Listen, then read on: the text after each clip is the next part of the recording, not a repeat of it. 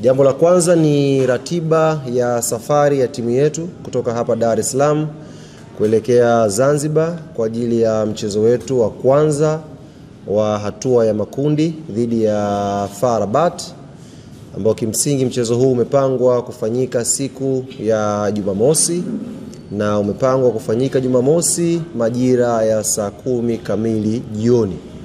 na uwanja ni New Aman Complex. Kikosi cha Young African Sports Club kesho majira ya saa 3 kamili asubuhi kitaondoka hapa Dar es Salaam kwa njia ya boti kuelekea Zanzibar kuanza maandalizi ya mchezo huu.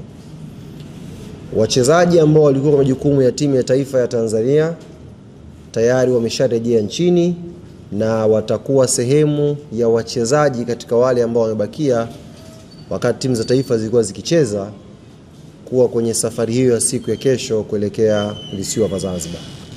Lakini safari ya kesho itawakosa baadhi ya wachezaji ambao wao kwa mujibu wa ratiba wana majukumu ya mchezo mwingine kwenye mataifa yao. Kwa mfano, mchezaji kama Prince Dube,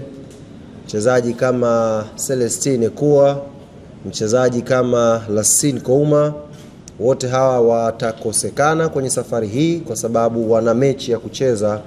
siku ya tarehe 18 kwa mujibu wa kalenda ya FIFA.